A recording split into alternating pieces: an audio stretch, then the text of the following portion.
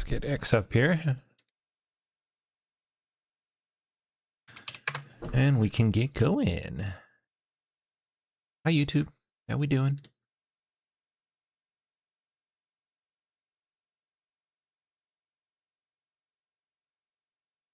Oh. There we go. All right. Good. So, let me see what I've got. I might have a handful of things. Oh, yeah.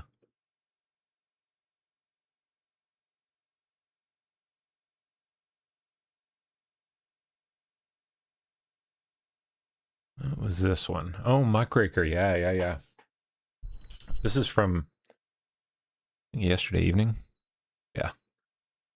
Muckraker, one of the very best citizen journalist organizations in the country. Yeah, just about. One of the only. Caught on hidden camera, we went undercover at New York City's Board of Elections posing as a non-citizen. The Board of Elections worker we spoke to admitted that non-citizens register to vote and said he would submit our illegal application and not report it. How kind. How nice.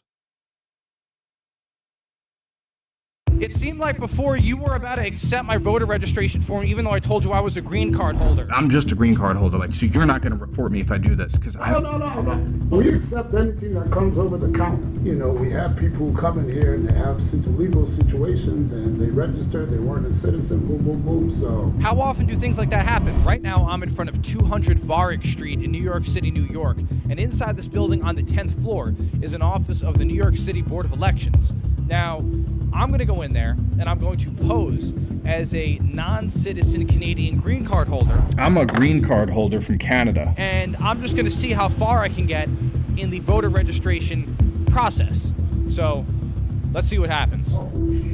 So I talked to a gentleman before and he said he could help me with registering to vote. It's my first time. So what do I have to show you guys? Everything you fill out, you swear in an affidavit that everything you're putting down is true, and that's it. Can I have a seat? Right. I was making sure all my audio settings were good to go there and missed the fact that you can't see the subtitle. Let me push out of the way here. I'll be right back. Oh, got it. Okay.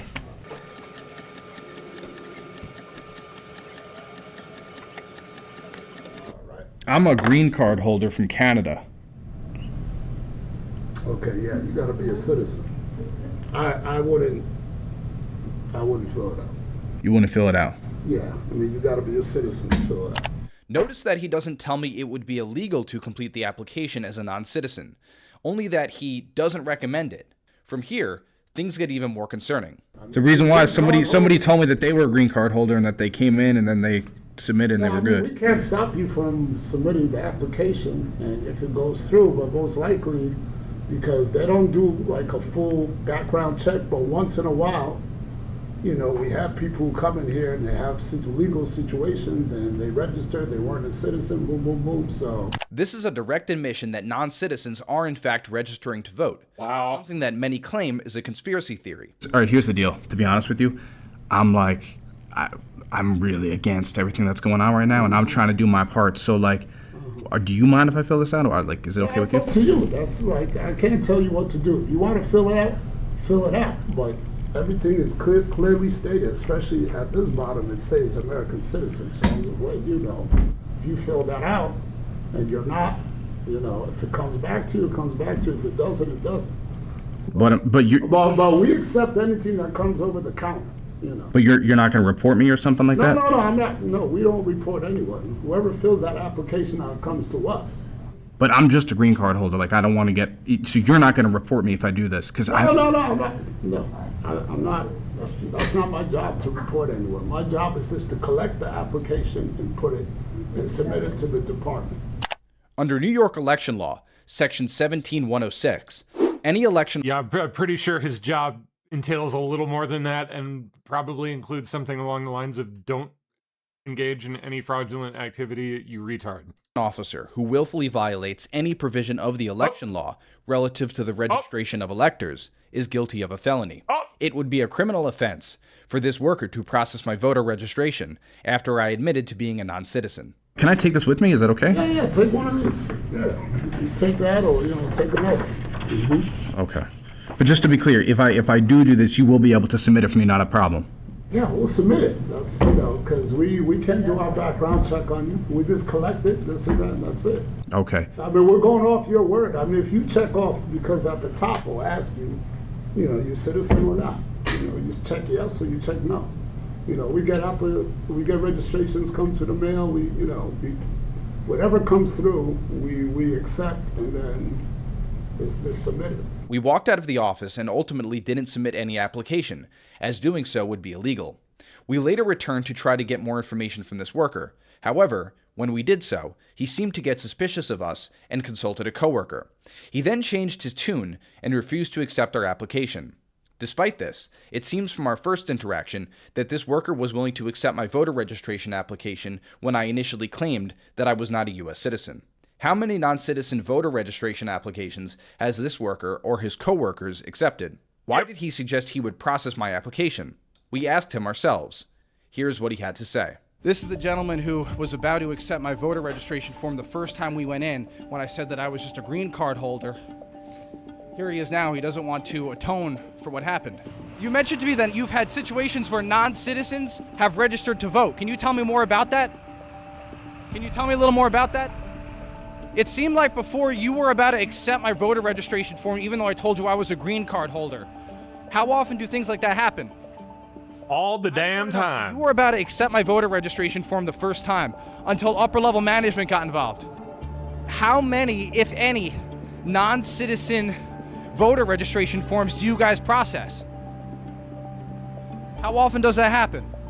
'Cause Every it seemed day. to me like you were about to accept my form. Can I get an idea of how commonplace this is? Are you concerned about the integrity of our elections? Can we get your name? Can you tell us any information? Because we're pretty concerned.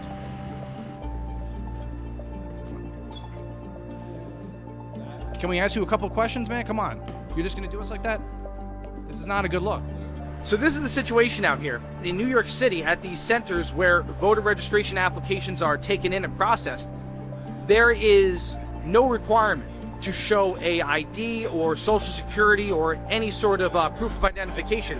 Nothing like that. All you have to do is sign an affidavit that states that you are an American citizen, and that is it. You don't have to bring any sort of documentation. Yeah, that's basically how it works.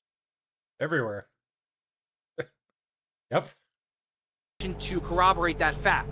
This is one of the many potential threats to our electoral system here in the United States of America. Yeah. Crazy, man. Okay. Well, anyway, I thought that was a good one. This is a fascinating little look at Lucky Lutnick. Harold Lutnick just happened to be out of the office that day that the terrorist struck. Sounds like she doesn't even Mr. believe Lutnick was taking his son to his first day of kindergarten. Now he says he has a very... I saw people in the comments saying that that wasn't the school's first day of kindergarten. I didn't get a chance to look it up. But September 11th did happen on a Tuesday. And I don't know many kindergartens that have... It was September, right? I feel like schools usually start late August, early September. So maybe September 11th, but on a Tuesday, kind of odd, no? happened to be out of the office that day that the terrorist struck. Mr. Lutnick was taking his son to his first day of kindergarten. Now he says he has a very different view of business and life. He spoke to our business correspondent, Terry Keenan, earlier today. We are really focused on trying to make sure that our 700 families who lost a member of their family are taken care of. And so I spent the day yesterday and part of the day in talking to our insurance company. Our insurance company, CNA, told me that they would, they told our guys, they didn't tell me, and then they told me that that they were willing to treat this as an accidental death, which means that they would double the policy for all of my my victims upstairs and all of us, and so that added $35 million to that group upstairs. But the sad thing is, so $35 million sounds like so much money, but if you divide it by 700 people, it's only $50,000. It's not enough to. So that's why we need to work on our foundation. Added $35 million to that group upstairs. But the sad thing is, so $35 million sounds like so much money. But if you divide it by 700 people, it's only $50,000. It's not enough to. So that's why we need to work on our foundation. Yeah, and you've set up that foundation. We'll give the information to our viewers. Explain the needs of these young families. Many of your traders were just in their 30s. We've got the average employee we have is around 33 years old. So they've got. I missed that. Okay, I'm not trying to be a dick. Isn't that interesting? I mean, I know we got a lot of conspiracy boomer people here. The average employee was 33 years old, and wait till the shit with Epstein and this dude. I mean, maybe that was the case, but just interesting that he missed it and he has to say 33. See, I look at T. James there caught it. People are saying reptilian tears. I'm not trying to be a dick, but it's. No, hold on. Where's the other one? Did I not tag the other? Maybe it's later in the video.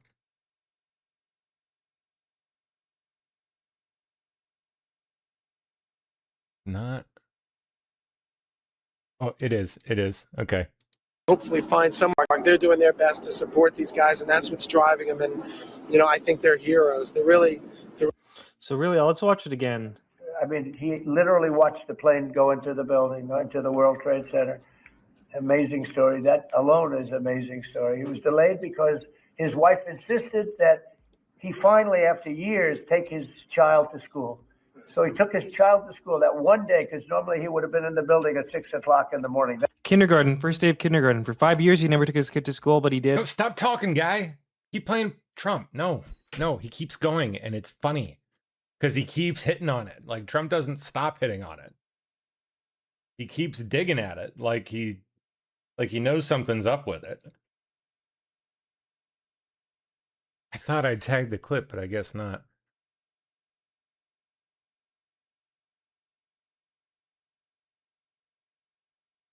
Let me see if I can find it. Great, and Howard has built one of the great There it is. companies, Cantor Fitzgerald. It was wiped out, completely wiped out, other than a few people left in Europe. And he rebuilt the company into a bigger, better company. Cantor Fitzgerald is one of the most, absolutely one of the top companies on Wall Street, stocks, bonds, trading. And he took that, I mean, he literally watched the plane go into the building, into the World Trade Center. Amazing story. That alone is an amazing story. He was delayed because his wife insisted that he finally, after years, take his child to school. So he took his child to school that one day, because normally he would have been in the building at 6 o'clock in the morning. That's that business, right? So you owe your wife a lot and your child a lot, right? But his wife insisted that he take his child to school. For 5 years he didn't do it. He was horrible. What kind of a father was he? Okay, I'll do it. And he was therefore driving down at 8. There's the dig. Like, for 5 years, he didn't do it once. He didn't do it once. All of a sudden, on that day, well, he did. 43, whatever the time was, down the West Side Highway, and he saw the plane go into the side of the building. He said, wow. And he occupied the top 3 floors of the World Trade Center, of the one building of the World Trade Center. And you know what happened there? He lost 100% of the people in that, his whole company was there. And he rebuilt his company step by step over years and became bigger and stronger. And he gave a tremendous amount of the profit to the families of the people that died, which he didn't have to do. And now he's working with us. He did an incredible job. I mean, I don't know what to make of that. It's just really weird. It's an odd one. From a while back. I don't remember how long ago, but...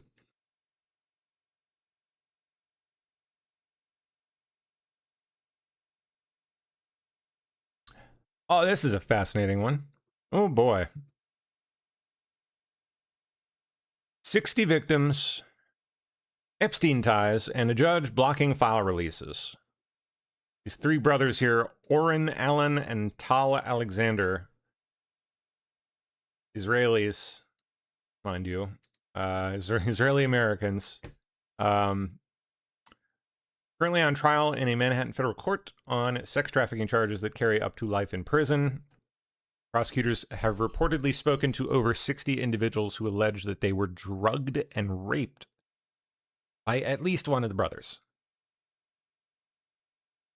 The Alexander brothers, described as prominent ultra-luxury real estate figures with Israeli-American ties, were indicted, or I think maybe it's their parents that are Israeli, something along those lines, but you get the idea. They're indicted in the SDNY in December 2024, superseding indictment filed in May 2025. Allegedly added a sex trafficking of a minor count involving a victim reportedly as young as 16. Additional state charges were filed separately in Miami-Dade County. Where it gets even more interesting is the Epstein connection. Yep. Of course. On February 2nd, 2026, Judge Valerie Caproni issued an order barring the DOJ from releasing any Epstein files material that references the defendants until after a verdict is reached.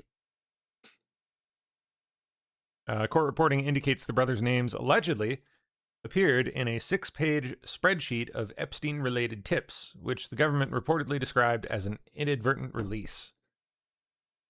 Oops. It's an accident. You know.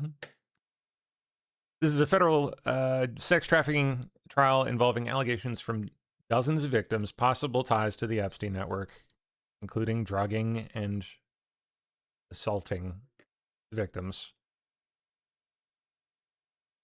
And a judge apparently actively suppressing related file releases mid-trial.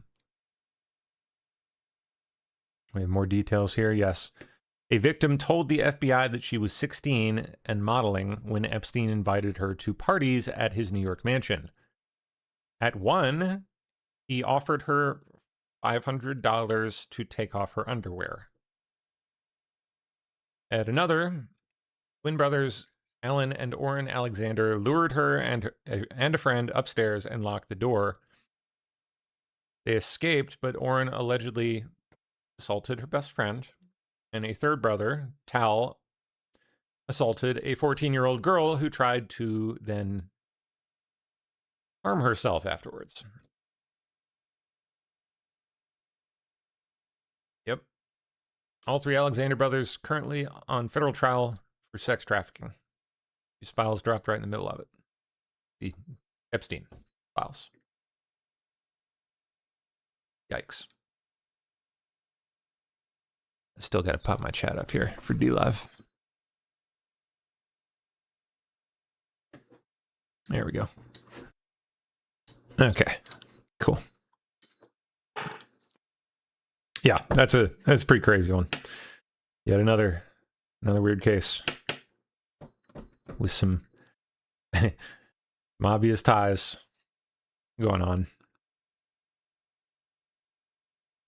Okay, now on to the main event here, Miss Steph.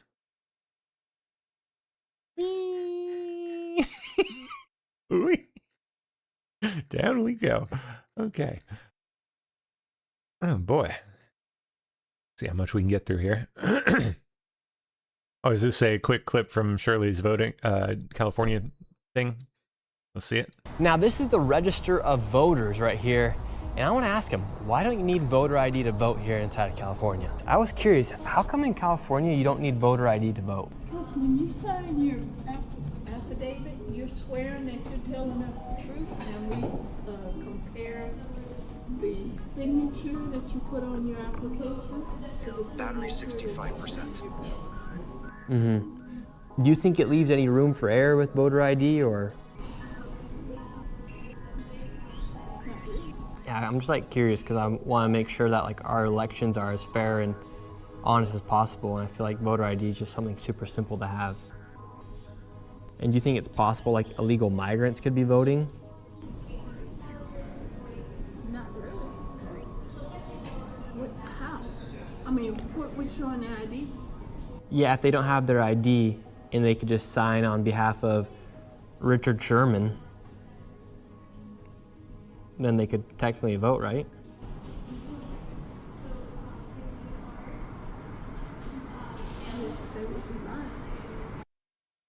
Oh yeah, because people never do that. Yeah, but what if they just don't care? What if like Richard Sherman and Billy Bob Joe just don't care?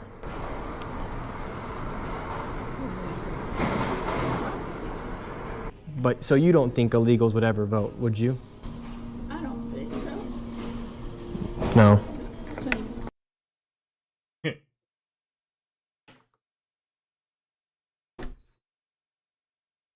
Now this is the Registrar of voters. Okay. All right. Oh, anyway, what's next? Oh, well, the muckraker piece. We are on the same wavelength, I guess. Susie Wiles, another top Trump team members, allegedly just hosted a Capitol Hill midterm strategy session with nearly 100 power players, trying to formulate their strategy for the coming rest of the year here, leading up to midterms.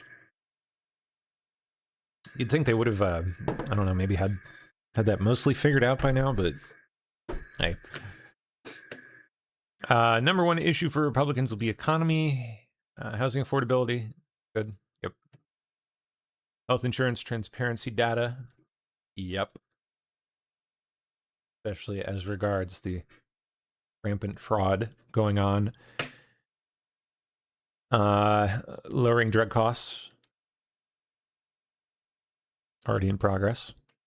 Tax cuts, same there. Banning stock trading for Congress. I mean, yeah, I'd like that, but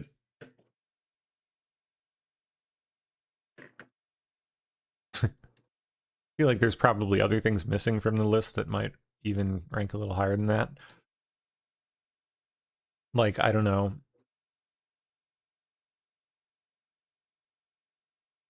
Ensuring that criminals are held accountable by whatever means they're able to. You'd think that would rank pretty high on the list, but we don't see that there. Trump will be running his own instincts-driven 2024 style blitz, while everyone else needs to stay on message, driven by the data. Okay, well, we'll see how it goes. That's just this dude's take. I mean, this is AI slop, to be honest. It's clearly written by Grok or something. Like pretty much everything on this site at this point. Watch the new owner of Jeffrey Epstein's Zora Ranch, Don Huffines? Huffines? Not sure. We'll see. Says the property is already under construction as it's being transformed into a Christian retreat. Did he bother, I don't know, letting like investigators come check the place out and document stuff before? Not that there'd be much left, but I mean, what if there was something that was missed? Like, who knows? Who knows what the fuck could be on that property? Be nice if he did that. I don't know if he did that. If he did, it'd be cool. Now you have plans to take something evil and bring it into goodness, bring it into light and positivity. Tell us about that plan. Well, of course, that is the main reason I bought the property. This was obviously a dark place, and we wanted to put light in a dark place. It always shines the brightest when you do that. My faith is so strong in Jesus, and it really is. And I'm going to make this, the plan all along is to make this property into a Christian retreat. As a matter of fact, it's under construction today. And that's our goal. That's why we named it San Rafael. We named it Saint Raphael, as you probably know, an archangel, and his what he does and helps people with is healing and being the healer, and also blessing those that are traveling. And we think that's really germane to this property. Now you have plans to take.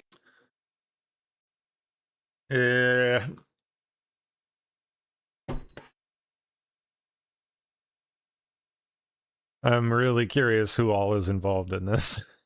I gotta say. Really would love to know. Let's look this guy up real quick.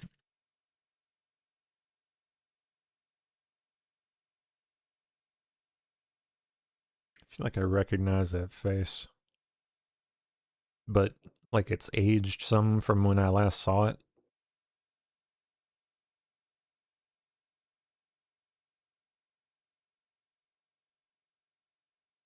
Looks like he ran for local politics down Texas way.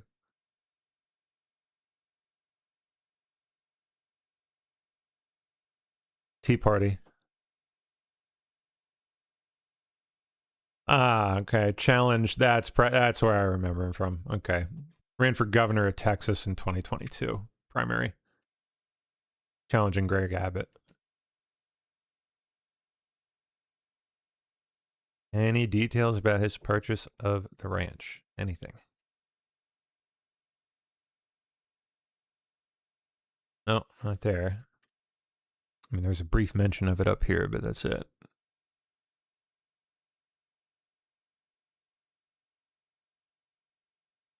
So he...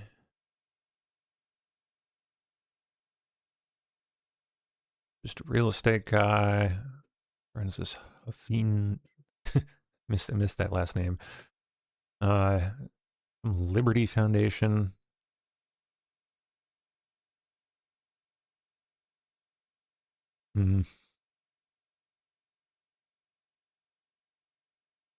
Yeah, I don't know, man.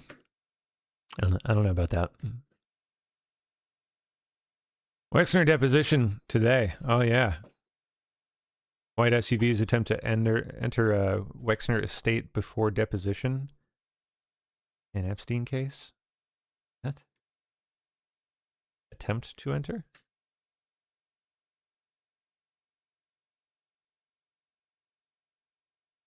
Okay, white SUVs with California plates attempt to enter the New Albany home of Ohio retail mogul Les Wexner before he was scheduled to testify. The white vehicles were apparently at the wrong entrance to the estate. They turned around and went north on, well, the wrong entrance to the estate, jeez.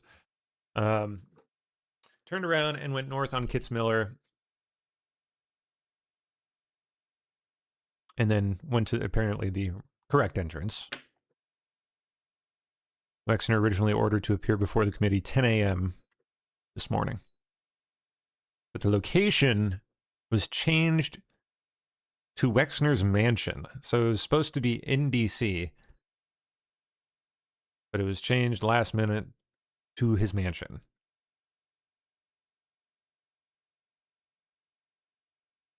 Must be nice to be one of the few.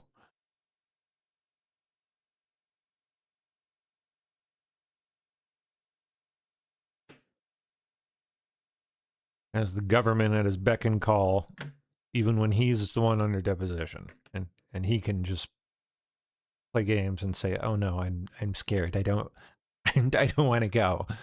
You come here," and they just do it.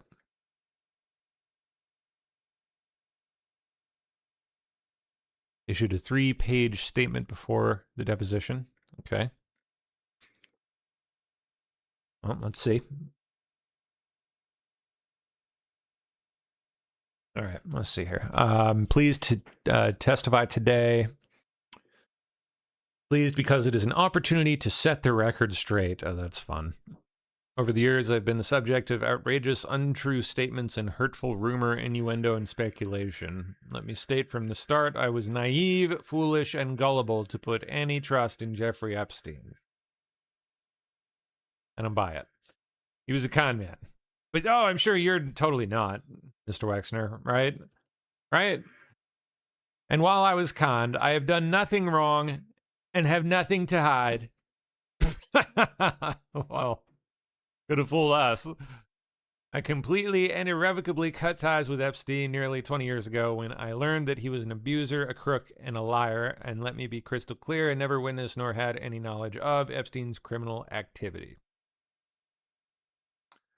I was never a participant nor co-conspirator in any of Epstein's legal activities. To my enormous embarrassment and regret, I, like many others, was duped by a world-class con. I cannot undo that part of my personal history, even as I regret having met him. Oh. Before going any further, though, I want to acknowledge the survivors of Epstein's terrible crimes and the devastation that each of them has endured as a result. The pain he inflicted upon them is unfathomable to me. My heart goes out to each. Wow. I want you to know something about the man seated before you. I am 88 years old, a husband to Abigail since 1993, a father of 4 adult children, and proudly a grandfather. I've lived in Ohio my entire life. A full-on rapist. Sorry, philanthropist. A community builder. A business owner. And the founder and former CEO of L Brands. I constantly strive to live my life in an ethical manner in line with my moral compass, of which, of course, he has none. Devoting time and energy to my faith, my community, my business, my L Brands associates, and my family and friends.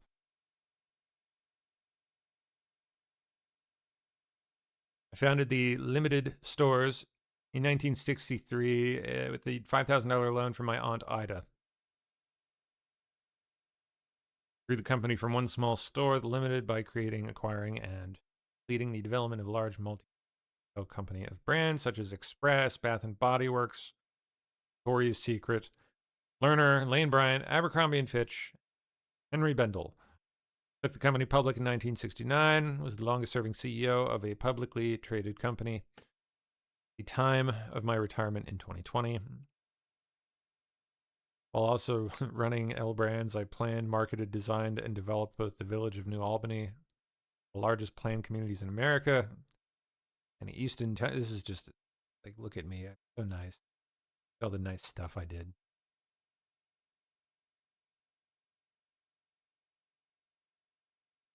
Blah, blah, blah. The Wexner Foundation, blah, blah, blah. $1 billion, blah, blah, blah. Oh, we're only one page in. Good God. I was introduced to Epstein in the mid to late 80s by Bob Meister. Blah, blah, blah, blah, blah. Epstein was conniving to gain my trust. Oh, from the very beginning. Oy vey.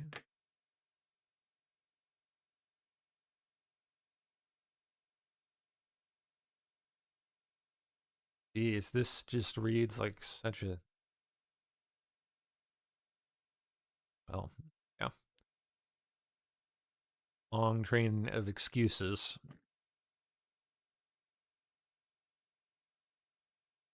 For all of his abuse.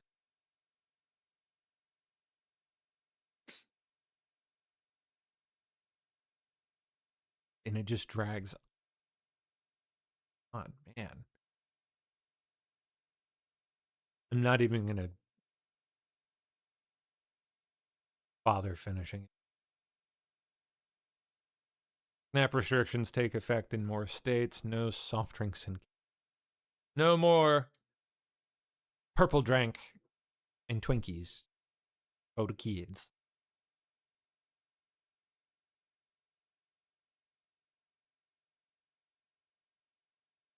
States implementing new SNAP restrictions in 2026. Bada bing.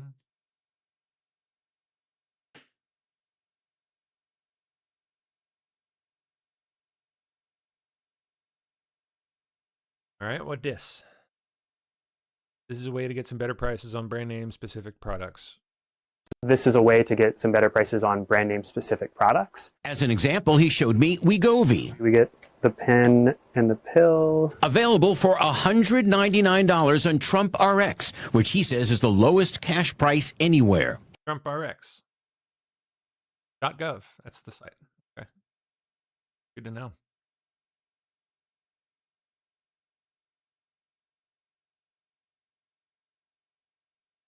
Okay, diplomatic fog. Nicolas Maduro and wife pled not guilty. Now U.S. Attorney's Office belatedly discloses their January 30th consular visit. What is this?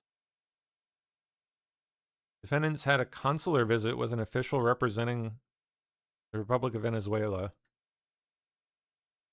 to help facilitate the defendant's access to any needed services. Okay, interesting. So someone from the Venezuelan consulate visited.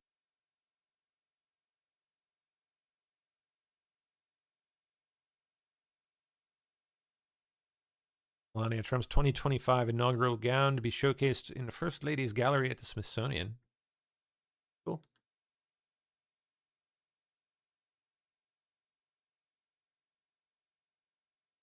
Oh, Sarah Ferguson Company's closing after connections to Epstein revealed. The Duchess of York.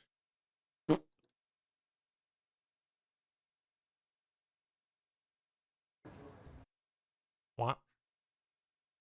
New pressure on the former Prince Andrew this morning as UK police now say they're examining flight logs at a UK airport used by Jeffrey Epstein's private jet. Former Prime Minister Gordon Brown wants Andrew to face police questions and says Stansted Airport in London was used. Only tangentially related, but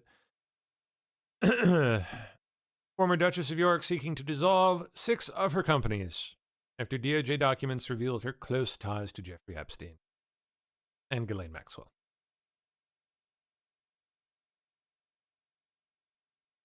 Tisk. UK authorities examining flight logs. Well, here it is. These were just checking out.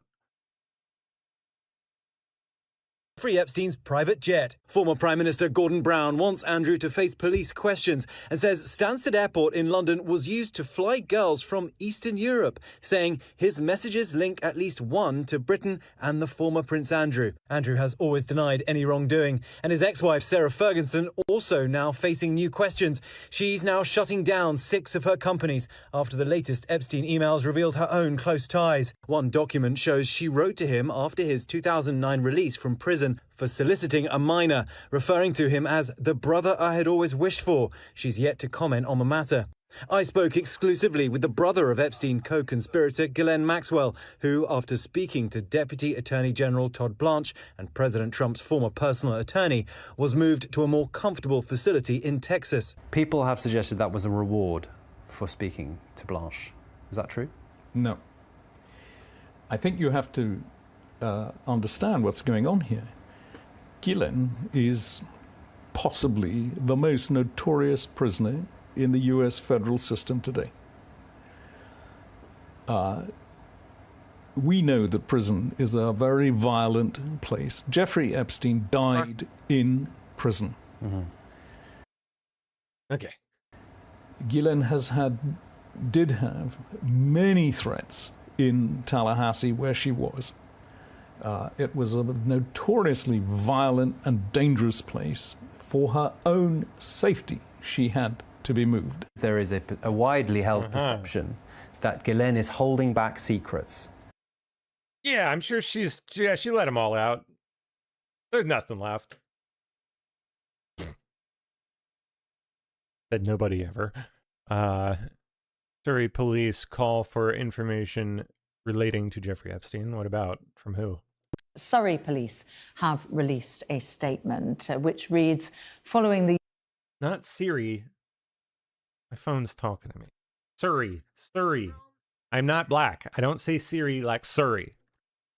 US Department of Justice Epstein file release in December 2025, Surrey police became aware of a redacted report that alleged non-recent human trafficking and sexual assaults on a minor that took place in Virginia Water in Surrey between 1994 and 1996. After reviewing our systems using the limited information that is available to us, we found no evidence of these allegations being reported to Surrey police. We therefore encourage anyone with information in relation to these specific allegations to report this to us either online or via 101. Surrey police. Okay.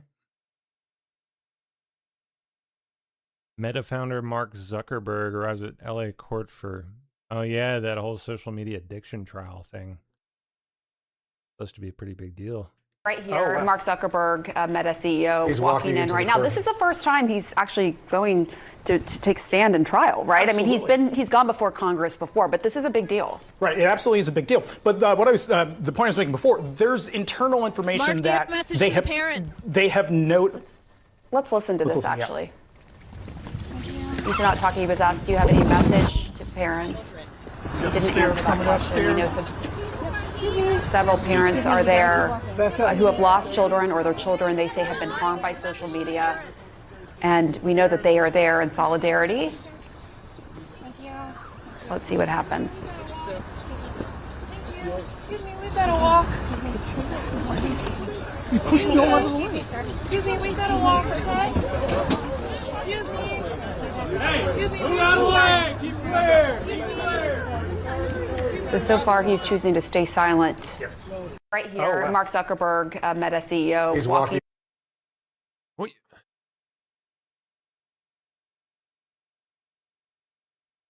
Ohio State Nurses Union calls to remove Wexner's name from health system.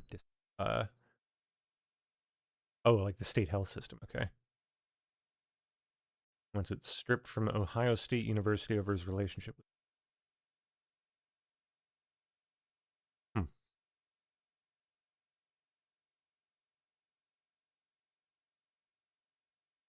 European Central Bank President Christine Lagarde plans to leave her job early ahead of next year's French presidential election. Exactly on the same page as Mark. European Central Bank President Christine Lagarde plans to leave her job early ahead of next year's French presidential election, according to the Financial Times on Wednesday. The early departure would give outgoing French leader Emmanuel Macron an input into picking her successor. Lagarde's term is due to end in October 2027, but some fear that the far right may win the French presidential race. That's what it's earlier about. in the year. This would complicate the selection for the new leader of Europe's most important. They just on the off chance that what's her name, Le Pen gets in there. They don't want her having any input. Financial institution. Citing a person familiar with the matter, the FT said Lagarde has not yet decided on the exact timing of her departure. However, she was keen on Macron and German Chancellor Friedrich Merz to be the key deciders in who succeeds her. Macron cannot run again for a third term. It comes only a week after the Bank of France governor said he would step down early, allowing Macron to name a replacement before the election. An ECB spokesperson said Lagarde has not taken any decision regarding the end of her term. The response is a departure from earlier guidance, which previously stated that she was, quote, determined to complete her term. It will be up to all 21 leaders from the Eurozone to pick her successor. However, past results suggest any successful candidate must have both German and French support to clinch the role.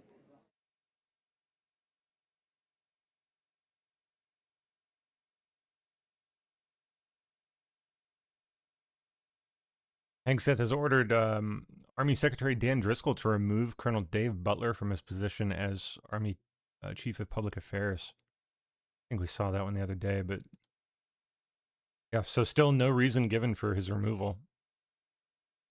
That's right, Brett. Fox News has learned that Pentagon Chief Pete Hegseth has ordered Army Secretary Dan Driscoll to fire Colonel Dave Butler, the Army's Chief of Public Affairs, who served as a close advisor to Driscoll, who is right now in Geneva helping to negotiate an end to the Ukraine war. Hegseth's office gave no reason for his removal. It's part of a broader pattern of Hegseth firing top military officers without cause, leading to fear and uncertainty among senior military leaders. So they didn't have an official response. He did work for former Chief of Staff Mark Milley, but he worked for a lot of others, too. Well, he also worked for General Scott Miller and General Tony Thomas. He was associated with Delta Force and Joint Special Operations Command for more than a decade. He was broadly liked and well respected and was one of the best communicators that the Army has. Okay, Jen, thank you. Another issue, another high-profile Pentagon. What's going on there? Trump releases a video honoring Rush Limbaugh on the 5th anniversary of his passing. Well, this is the 5th anniversary of the loss of a really great man, a great conservative, somebody that loved our country, loved his family, loved a lot of things, but he was a friend of mine, Rush Limbaugh. I'd never met Rush when I announced that I was running. I'll never forget, 2015, and I got a call all excited that Rush Limbaugh just endorsed you. I never met him. He liked my opening speech. He liked when I got up in June and I said, you know, we got bad borders, we got bad crime, we got bad everything. And he liked it. I came down the escalator with now our First Lady, and he thought it was great. And he endorsed me, and then I got to know him, and I realized what a great guy he was. But it's 5 years that we miss Rush. As Sean Hannity would often say, there will never be another Rush Limbaugh. So to his family, his great wife and family, I just want to say we miss you all. We miss him, and there'll never be anybody like him. Thank you very much.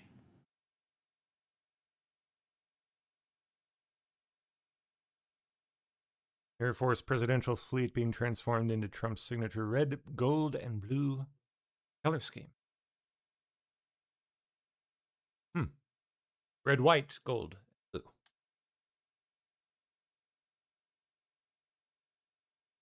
Really red, white, and blue with a gold pinstripe. Let's be real. Classy.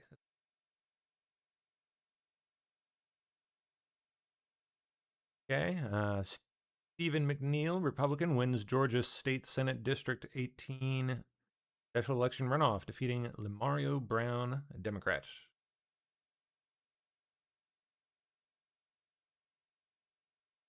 Barack Obama blasted for headache-inducing addition to library. What? Isn't library itself headache-inducing? As if that isn't enough, he's putting headache-inducing books in there? What is it? What do we got?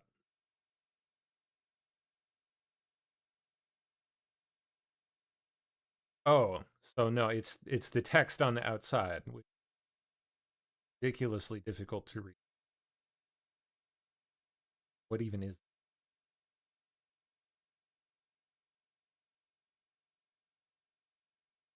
Huh?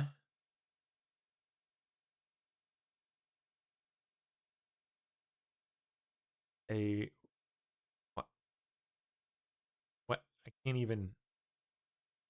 What does it even say? What's it even supposed to say? Back here.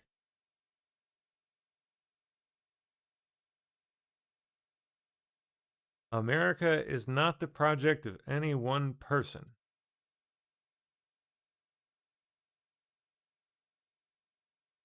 Oh, sorry, that's halfway through the quote. The quote is, I guess, from one of his speeches. That's, wow.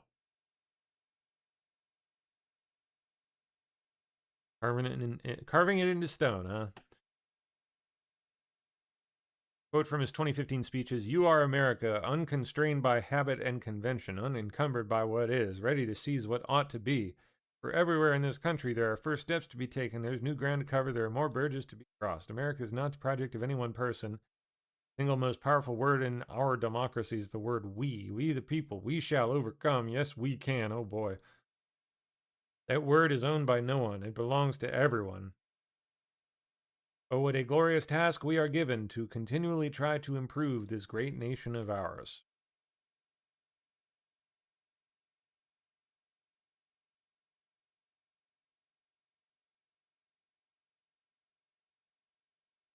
Look at that.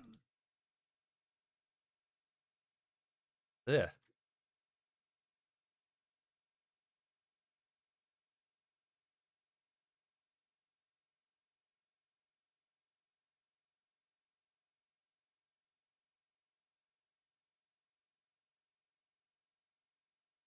All right. Swalwell refuses to say whether he would end all immigration enforcement in California if elected governor. Of course he would. Of freaking course he would. Hand here is Day one. the decision to block federal funding for ICE, and you get to make that call in your current role as a member of Congress. But you're also running for governor of California. So I wonder, as the leader of a border state, if you got that job, would your goal to be blocking all immigration enforcement actions in the state? I mean, what would that look like? My job is to protect the people, so I will protect our friends and neighbors who are running through the fields and the factories where they work. Hand here is the decision to block federal funding for ICE. Running through the fields? You say. Whatever, buddy.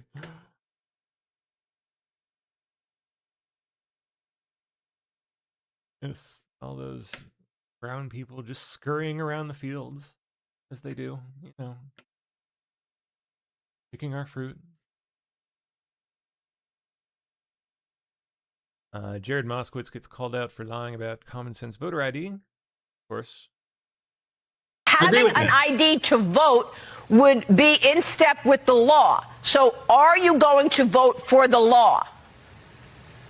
If they put forward a bill that says you can use your driver's license or your state-issued identification to vote, I support that. We have that in Florida, but the SAVE Act goes way beyond that. It would affect women whose birth certificate doesn't match their driver's license. It will depress turnout by requiring people to go and re-register to go get this new voter ID. Congressman. That's not true. No, it is. It is absolutely true. This is about depressing turnout. It's not about making sure non-citizens vote. Let them use their driver's license. Either, Maria. Congressman. The SAVE Act Maria, is a requirement for ID to vote. Period. Having an ID to vote would be in step with the law. So are you going to vote for the law? If they put forward a bill that says you can use your driver's license or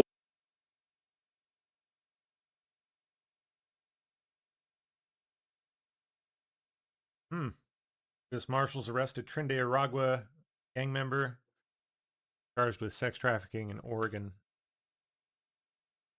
Jesus Lopez Gonzalez. Good riddance. Oh, what? Look at that. The dynamic duo back together again, I guess. That's Patel on Bongino Show. It's just a willingness that you and I and this building's new leadership took to say, we're going to look at the facts that exist. We're not going to try to make up facts that don't so we can serve a political narrative. And wait till you, and I know you know this, but wait till you see what's coming in the next month or two on the funding streams related to this. You and I had launched a serious investigation. We had said these organizations don't operate alone, don't operate in silence. They operate with a heavy, heavy stream of funding. Oh, yeah. And we started looking into it, and guess what, Dan? We found them. Director, your thoughts on this? It's just a... Well, arrest him and, let's see it.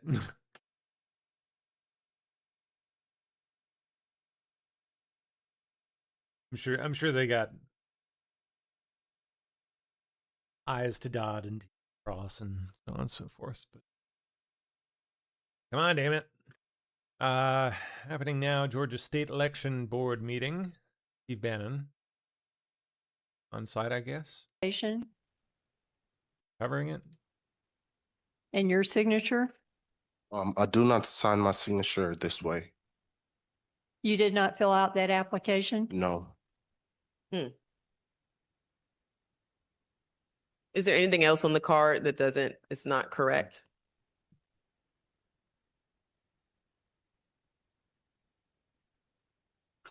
Everything seems correct, but I never did any of this. Did someone fill out an application? Wow. Okay, so I'm gathering.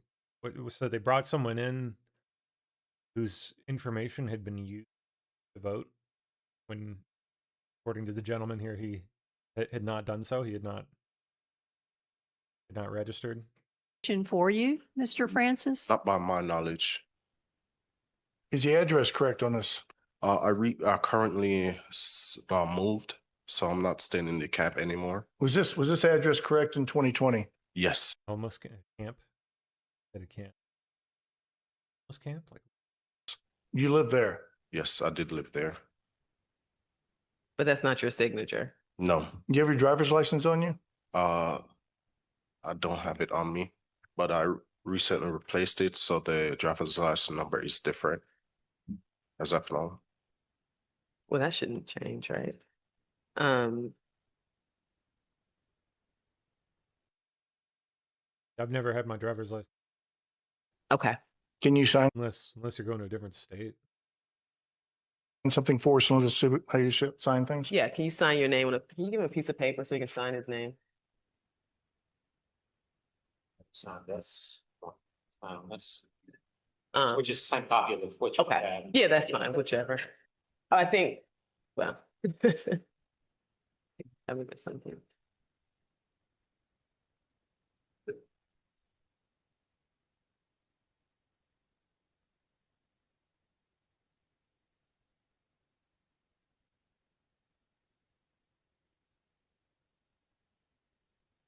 Okay.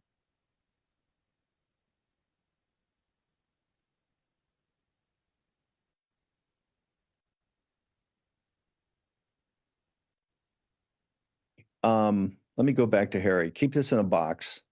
We're going to return to this. We're going to return. Hang on for a second. Let's hang with this. Let's see what they've got right here. They're down in the weeds in Georgia as you need to be. People want to see receipts. Harry House was telling you that there's tens of thousands, hundreds of thousands don't match. They didn't match in Pennsylvania. That's where they ripped the double envelopes and the mail-in ballots and threw them away. This whole thing was a total and complete scam from Pennsylvania to Georgia to Arizona. Let's throw in Michigan and Wisconsin for good measure. If regardless, this is like the cab era. Okay. Any further questions from the board? Thank you. Sure. All right.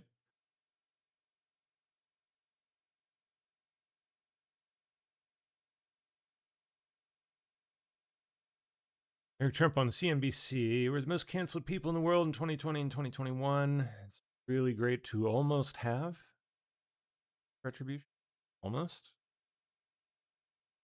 I'm curious what you're trying to accomplish here, because it's not just a crypto conference. World Liberty is a crypto company, but you have CEOs from Goldman Sachs and big hedge fund managers. What's the goal? I think we're trying to modernize finance. We're the most canceled people in the world in 2020, 2021. And it's really great to almost have this retribution where all of a sudden we start pushing an agenda. Our agenda was to modernize finance, to allow that to never, ever, ever happen to anybody again. I'm curious what U.S. is giving Iran an ultimatum to dismantle the nuclear program or face other options.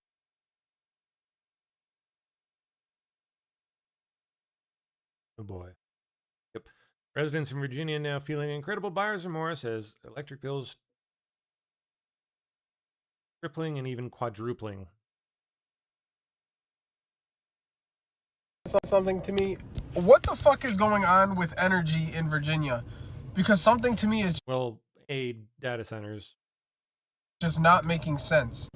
And B, this bitch. Every single electric bill I'm getting is looking like this. This is how all my electric bills are looking. How is it humanly possible that I was using 1,500 and less kilowatts every single month in 2025, 2024, and 2023? But somehow I'm using 5,000 kilowatts of energy now in 5,000, 4,000, 4,000, 4,000 the last 4 months. Something doesn't make sense, bro. And every time I call Dominion Energy, they tell me that I'm tripping. I need somebody to help me understand how a human can use 5,000 kilowatts when Your neighbor possibly stealing your power? I'm never home. Never home. I don't use TV. I don't use heat. I don't understand. So can somebody please explain something to me? What the fuck is going on with energy in Virginia? So it's not just that his bill is going up, his usage is going up. I don't know, that sounds like there's something else going on.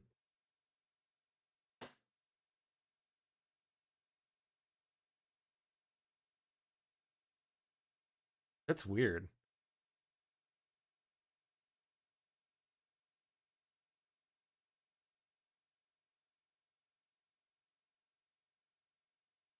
Okay.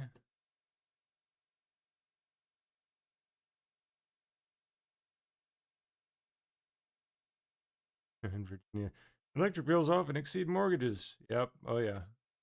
During cold season. Yep. It can get kind of bad, but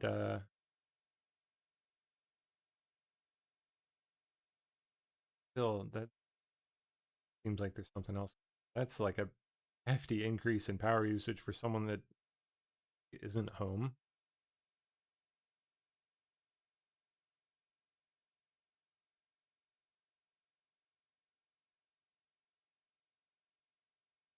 Ex-Victoria's Secret CEO Les Wexner tells House investigators he was conned by Epstein. Yeah, what a joke. Who wrote the note, Sean? We decided. Harvey Levine of TMZ says we're not announcing any more Nancy Guthrie ransom notes. Fine.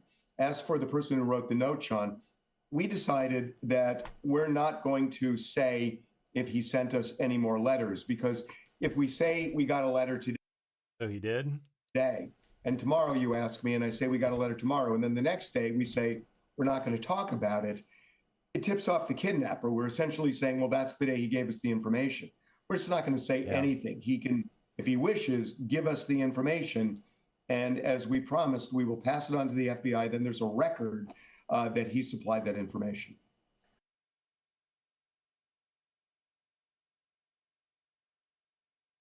Oh boy, more. They put this out this afternoon. On the next TMZ Live, TMZ has received yet another ransom demand. And but I thought you said that you... I thought you said you wouldn't say that. We decided we're not going to say if he sent us any more letters. That was yesterday. And here we are today. this one is Live. TMZ has received yet another ransom demand. And this... And shameless. Shameless. How ridiculous.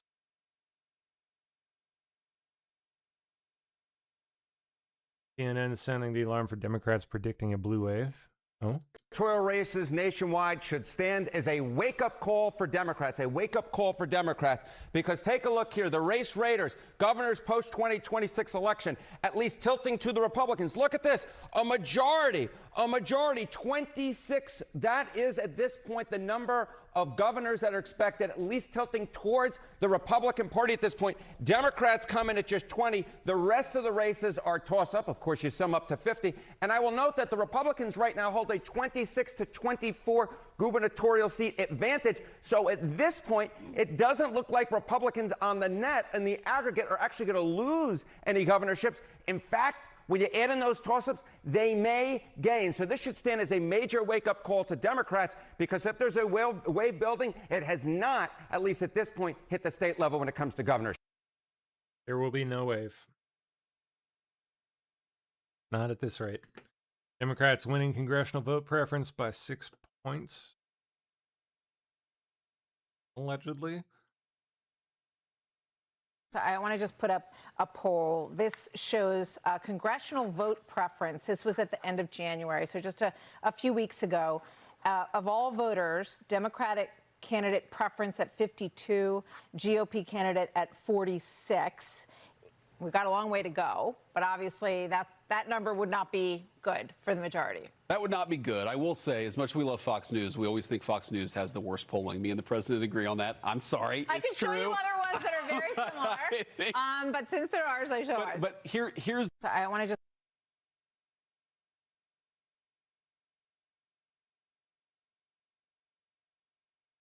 Oh, this moron.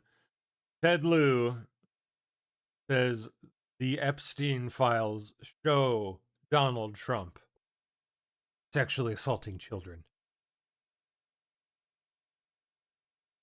Of course, the part he's leaving out is that all of that traces back to the claims. It doesn't show that, okay? It claims that. And the person claiming that is a wacko who recanted. And on multiple occasions and said that she made it all up, and then made more stuff up, and then turned around and said, "Oh, just kidding, I made that up too." He was convicted in a civilian court for sexual assault. So like Chairman Aguilar said, we hear a lot from our constituents on different issues, but something I've heard that doesn't seem to be being covered are the Epstein files. Are you kidding me? Do you live under a rock? Files were released, and like Donald Trump sort of all over this, right? There are pictures of him with Jeffrey Epstein. He's taken multiple plane flights with Epstein with young girls on board. He is on call logs with Epstein. One of the highest trending hashtags on Twitter right now is about Trump and Epstein. I'm not going to repeat the hashtag because we're in a dignified setting. But yeah, y'all might want to look at that because that's highly disturbing. And again, it shows that Donald Trump is unfit for office. And by the way, he was convicted in a civilian court for sexual assault, convicted in a separate court of 34 felonies. Donald Trump should drop out of the race.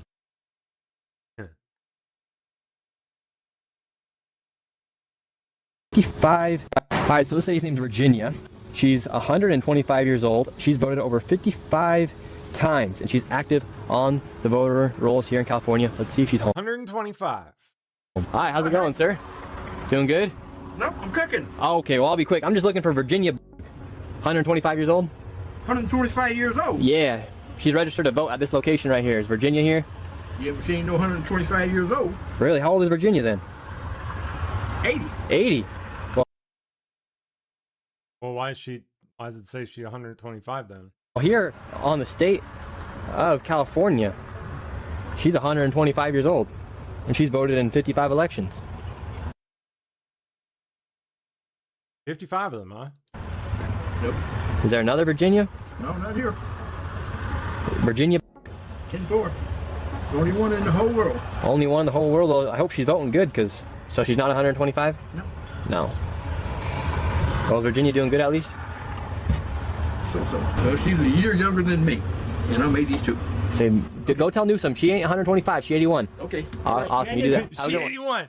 Do you see what the problem is? Every location we went to inside this video, there's something wrong with the voter rolls. Whether or not the person's 125 years old, it actually doesn't matter. The part that matters is that the information is wrong on the person who's supposed to be voting here inside the United States. And the other locations, people aren't supposed to be living inside of P.O. boxes, yet they are registering to vote out of P.O. boxes, making it impossible to track back who that person is to see who actually cast that vote. This leads to lots of fraud, and everyone should be concerned about the integrity of our elections when people cannot show their own ID when they show up to vote.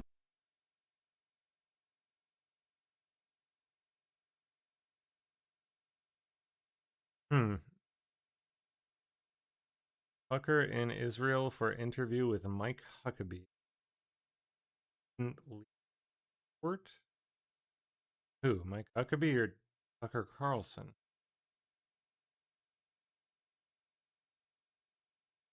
Tucker?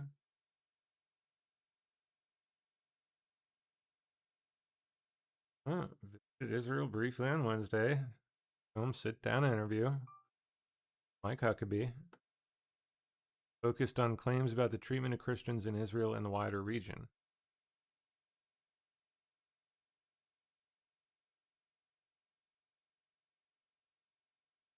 Carlson conducted the conversation inside Ben Gurion Airport and did not travel beyond the complex.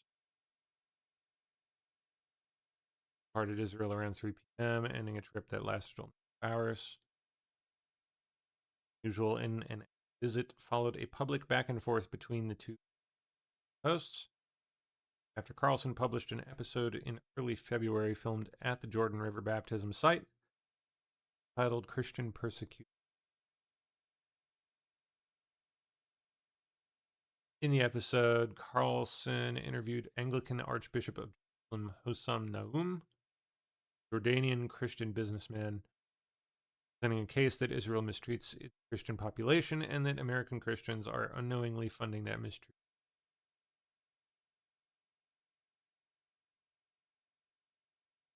Okay.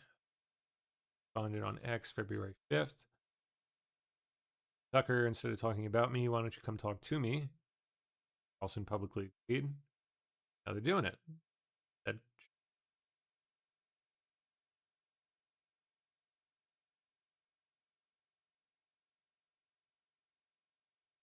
Check this.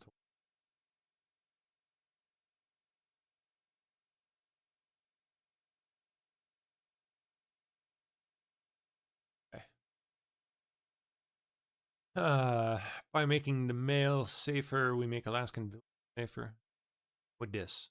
By making the mail safer, we make Alaskan villages safer. Happened there. And this is a responsibility that postal inspectors take very seriously. Removing any amount of fentanyl, of meth, any bottle of illegally shipped alcohol, that's a life saved. Anyone who attempts to violate the Postal Service network and put dangerous items in the mail stream is attacking our communities. And postal inspectors will not allow that. Postal inspectors will not allow the mail to be a backdoor for drug trafficking organizations in Alaska or any American community. Well, except for the ones that are being paid off, of course.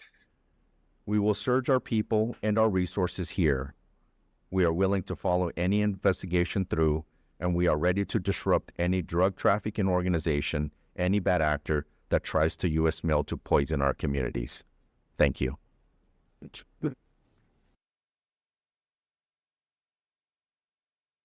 Oh, Mark Zuckerberg got served a summons while walking into LA Superior Court for his trial. Mark Zuckerberg, you've been served with a summons and complaint. Mark Zuckerberg, you've been served. You've been served. Nice. Wonder what that one's about. What a madhouse. France opens Epstein probes into human trafficking and tax fraud. I'm sure they'll totally uncover the truth.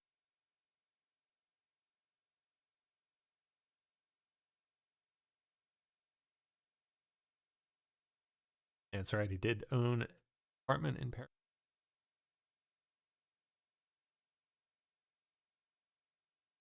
President's message on Ash Wednesday. Excuse me. Today, the First Lady and I join the millions of Christians in the United States and around the world in observing Ash Wednesday, solemn day of prayer and repentance, beginning of the Lenten season. Ash Wednesday, Christians receive ashes in the shape of a cross on their foreheads, the visible reminder of our belonging to Jesus Christ and our enduring need for the next 40 days in remembrance of Jesus' 40 days of temptation in the desert. Followers of Christ will pray, fast, and give alms to deepen their faith, reflect on his redeeming passion and death, and prepare their hearts for the coming Easter miracle. The holy season of Lent begins. We're reminded that practices of prayer, fasting, and almsgiving have been foundational to our strength from the earliest days of our national story. From the colonists who turned to prayer and fasting, part of the Revolutionary War, to the unmatched compassion and generosity of America's churches, hospitals, and charitable institutions. These righteous acts of faith over the centuries have always stood at the center of our identity, our heritage, and our life. This Ash Wednesday, as we remember the passion and ultimate sacrifice of Christ on the cross, we send our best wishes for a meaningful Lenten season, above all as we prepare for the triumphant resurrection of Jesus Christ on Easter Sunday, greatest miracle in the history of mankind. We pause to remember those words. This is the time of fulfillment. The kingdom of God is at hand. Repent and believe.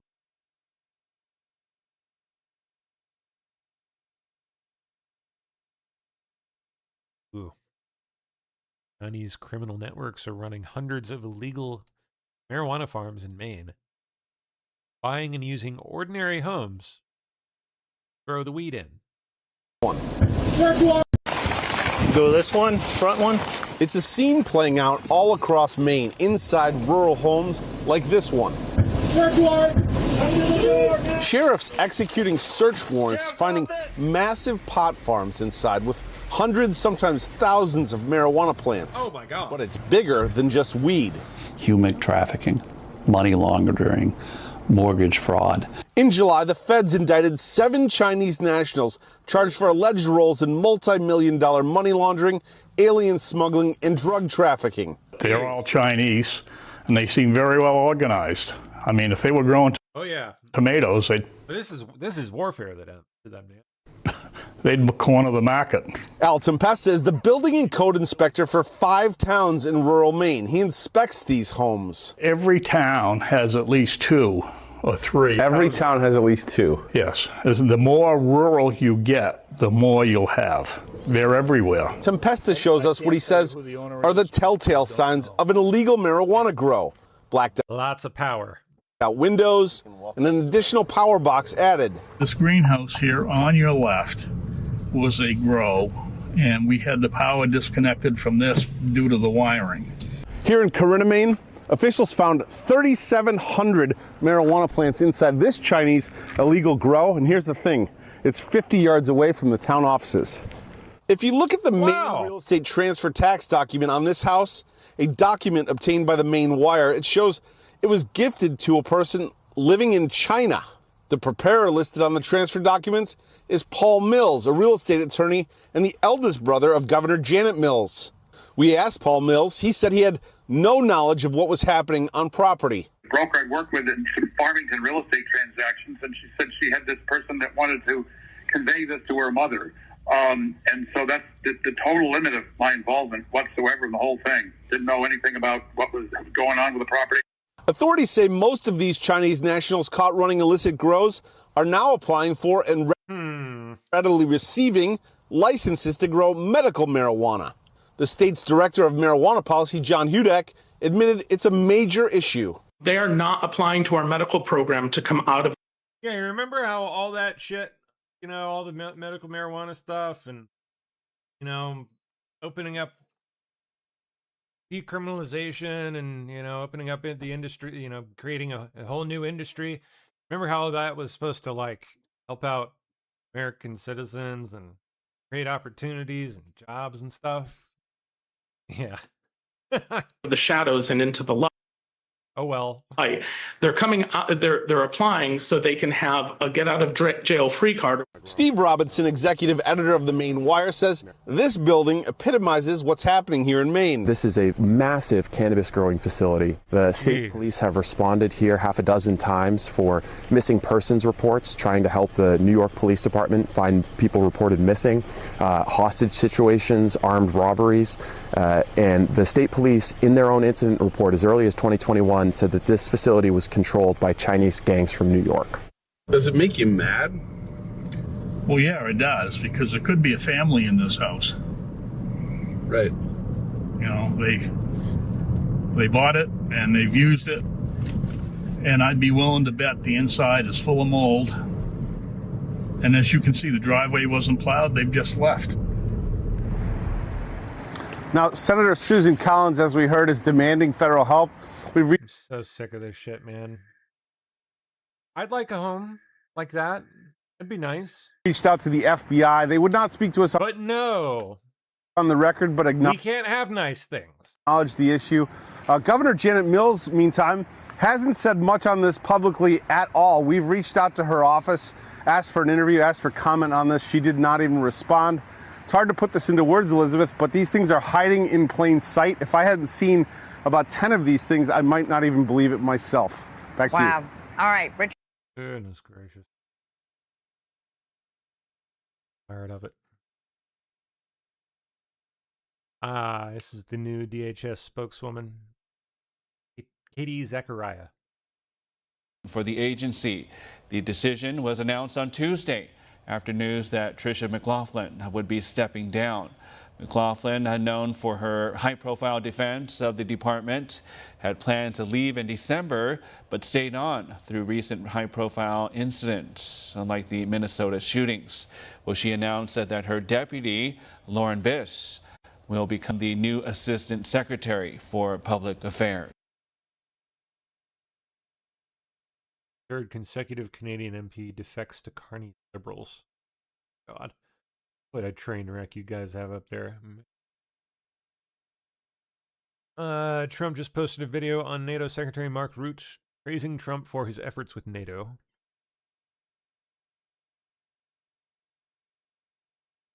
Okay, Maryland here, close to me. Montgomery County school bus driver calls ICE agent an asshole during morning operations.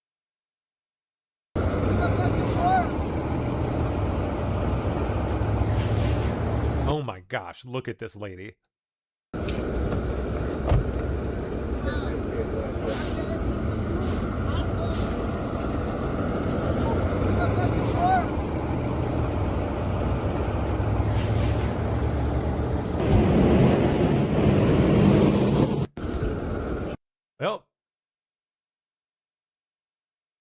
Agents were busy detaining an alleged Brazilian national while the bus driver yelled other statements in Spanish before speeding off.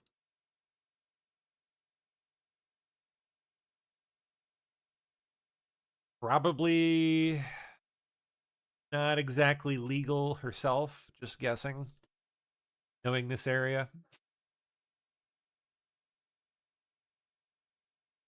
Okay, an upset Florida father says he had to leave work in the middle of the day to pull his kid out of school after students launched an anti-ICE protest. You have like 1,000 kids on the overpass. One just about got hit by a car. Kids shouldn't be involved in that shit. Yeah, no kidding. What the heck?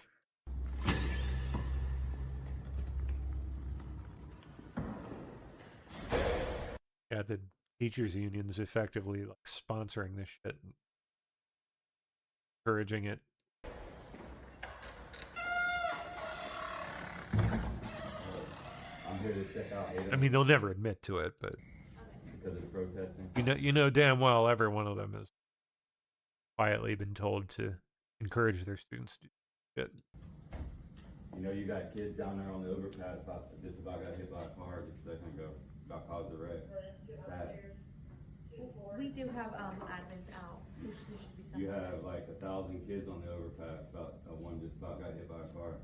Okay, we did let the deputies go because the students that did walk out, the deputies are dealing with.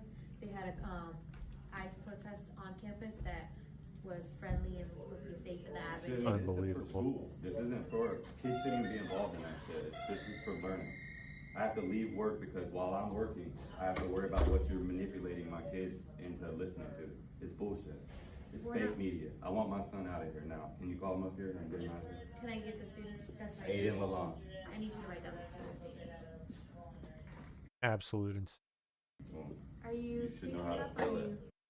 Yeah, unfortunately, the volume is massively low, but he's saying that because while I'm working, I have to worry about what you're manipulating my kids into listening to. It's bullshit. kids are being manipulated into listening to anti-ICE rhetoric, and now he's got to leave work and get his child out. It's fake media. I want my son out of here. Fake media. I want my son out of here. Now, can you call him up here and get him out of here? Jeez. We just have, that's just the policy. We have the parents write their students.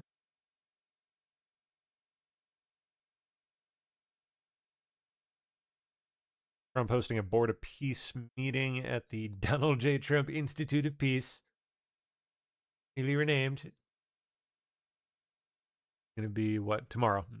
Where he will announce that member states have pledged more than $5 billion towards the Gaza humanitarian and reconstruction efforts, and have also committed thousands of personnel to the International Stabilization Force and local police in security and peace thousands.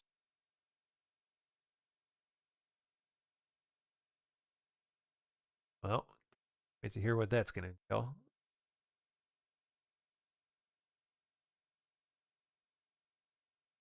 Okay. What we got left?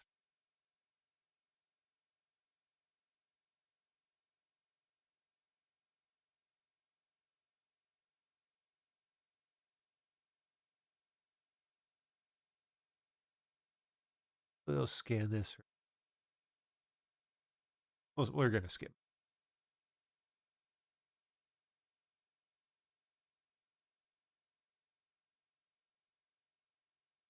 Oh, this one? Yeah. Yesterday, in his statement about Jesse Jackson, the president said, despite the fact that I'm falsely and consistently called a racist by the scoundrels and lunatics on the radical left, Democrats all, it was always my pleasure to help Jesse along the way. Where or when does the president believe he's been falsely called racist? You're kidding, right? No. I will. Yeah, what? Pull you plethora of examples. I'm going to get my team in that room to start. How do you even ask such a question? Going through the internet of radical Democrats throughout the years, Ed. Like, does this guy have Google? who have accused this president falsely of being a racist. And I'm sure there's many people in this room and on network television across the country who have accused him of the same. In fact, I know that because I've seen it with my own eyes. And the president very much looks forward to having an event later this afternoon at 3 p.m. to celebrate Black History Month and to talk about how his policies Oh my God, he had a Black History Month event. are advancing opportunity and prosperity for all Americans through I missed that. Where's that at?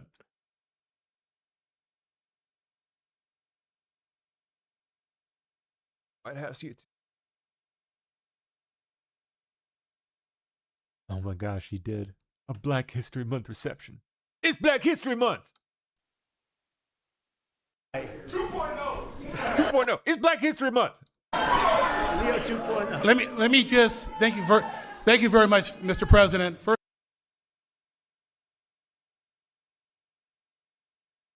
well, maybe we'll get some clips from that. I don't know. But well, here's an example. I'm Don Lemon. The President of the United States is racist. A lot of us already knew that. This is CNN Tonight. There you go. Straight on CNN, one of their own hosts. Not even a guest. Just Don Lemon. Not that he's there anymore, but you know.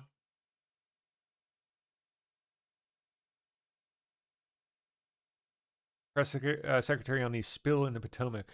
The latest with that. The federal government has been preparing plans. The White House has been in contact with FEMA, with the Army Corps of Engineers, with the Environmental Protection Agency. That's gross. Yeah, we've been standing by. This is a problem we want to fix, not just Doo-doo River for the federal government, but for everyone who lives in the District of Columbia, including all of you. So you're welcome. The federal government flooding the swamp with shit. Like, literally. Fantastic. Great job. Way to go. Now, whose fault that is? It's a like local county or what? Press secretary on talks with Iran. They're still going on.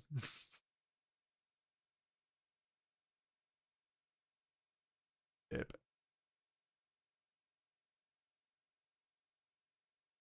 Okay. First of all, the president is obviously committed to deporting illegal aliens from our country and those who are not lawfully present in the United States, which he has done at a record pace, which has led to the falling of rents, as I pointed out in my opening remarks. Secondly, the president keep that going. Has recently announced that he is fighting for a ban on institutional investors and Wall Street billionaire corporations from buying up single-family homes that should be lived in his opinion, by American families. We know this is going to have a remarkable impact on the housing market and on prices and supply and demand for the American consumer and the American family. And then thirdly, the president is also expediting permitting as fast as we possibly can to build more homes, to increase supply, to obviously bring down the cost of home ownership and purchasing homes for the American people. And then also, as I mentioned as well, we do see mortgage rates falling. So all of this is combining to make housing more affordable in this country. There's still a lot more to do. The president is still digging his way out of the mess that was created by Joe Biden's administration in jacking up mortgage rates and jacking up housing costs. But we do see very positive trends in this direction. And the president wants the United States to be a nation of owners, not renters. He wants families to live in homes, not institutions and big corporations. That would be nice. I would like that. Me? Yours truly.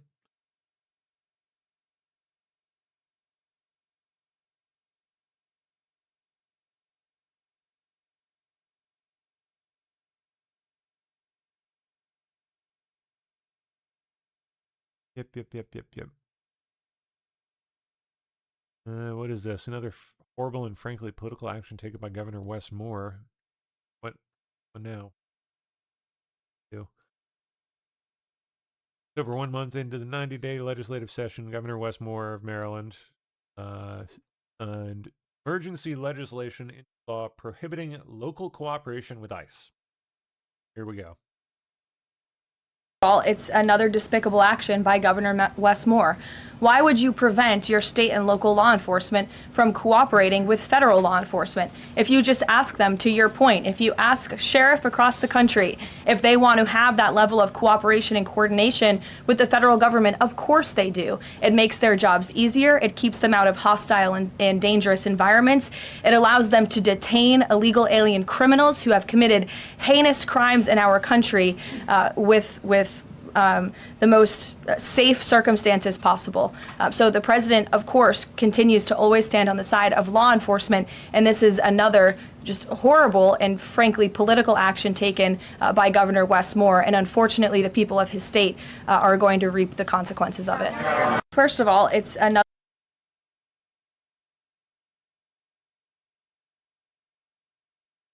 not just his state either, all of us area. Surrounding area. Thanks, Governor Moore. Way to go. Democrats already flocking to the cameras during Wexner's deposition. They look petrified, desperate to plan a narrative. What narrative is it? See. Second. Well, first of all, thank you all for being here. My name is Robert Garcia. I am the ranking member, the lead Democrat on the Oversight Committee. And I'm here with many of our colleagues from the Oversight Committee. We're all going to make some brief remarks.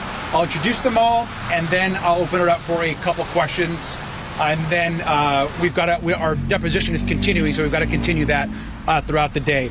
So let me just first of all give a couple overview. So we are right now in the middle of a deposition of Mr. Les Wexner. We are doing the deposition at his estate here. Right now, we are now about 2 hours into that deposition.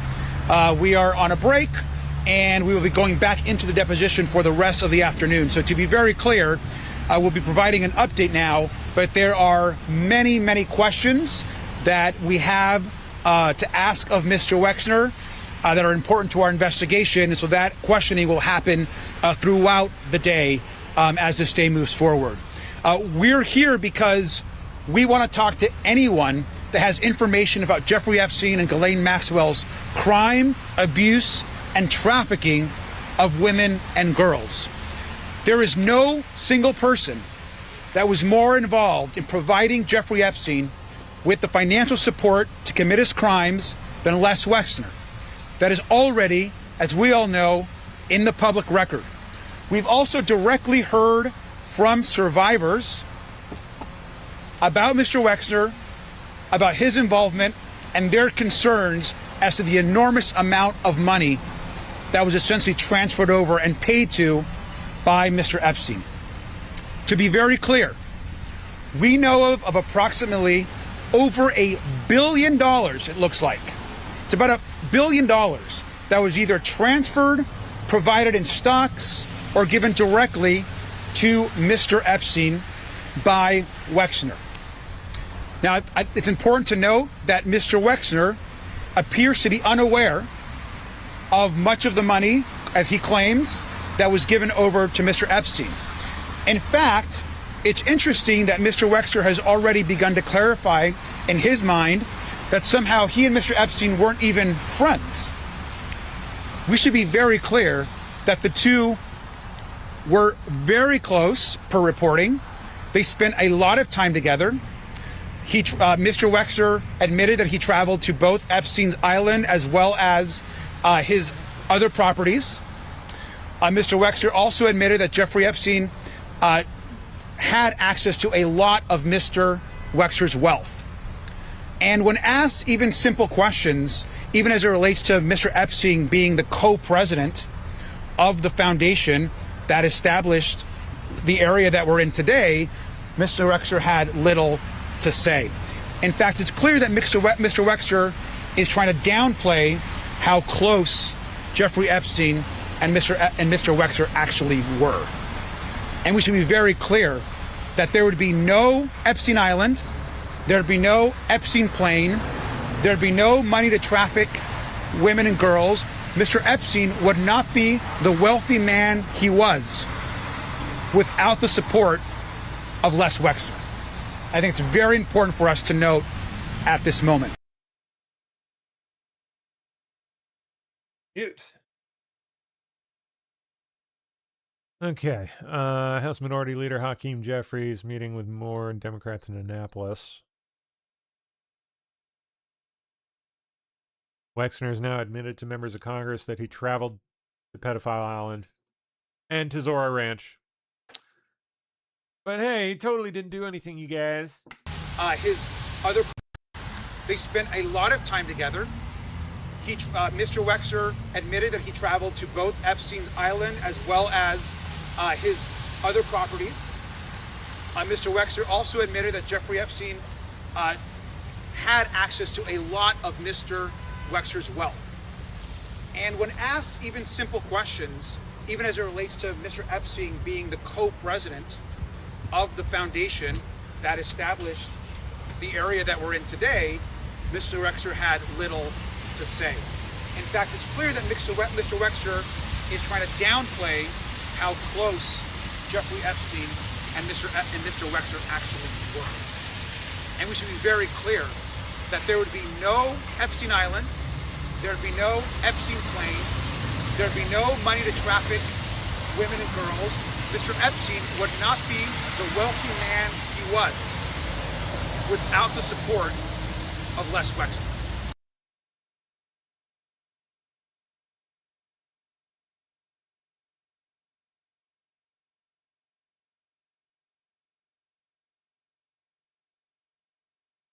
DOJ announces conviction in Minnesota meth ring linked to Sinaloa cartel. Jeez.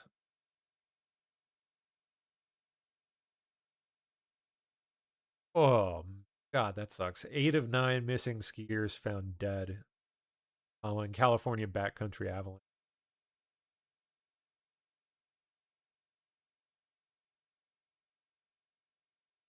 Bhattacharya to become acting CDC director. Oh, what? Tucker Carlson was detained in Israel after Mike Huckabee interview? They detained him? Okay. Told the Daily Mail that shortly after the interview, Israeli officials confiscated his passport and hauled one of his colleagues off to an interrogation room. Allegedly, airport security, they said, took our passports, hauled our executive producer into a side room, and demanded to know what we spoke to Ambassador Huckabee about.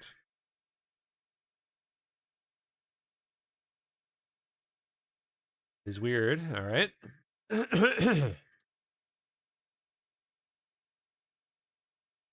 Does the Trump admin believe that aliens are real? We're back to this again. Does the Trump administration believe aliens are real? Well, a speech on aliens would be news to me. It's not very exciting, though. I'll have to check in with our speech writer. Can't hear it. No idea. No clue.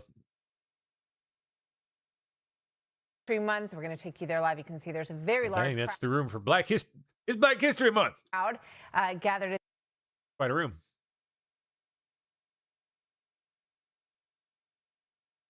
United States. Donald. Special leader, servant leader, and been a great mentor. Department of War, Earl Matthews. That's a big deal. Thank you, Earl. Okay, we got some highlights here from it. I want to begin by expressing our sadness at the passing of a person who I knew very well.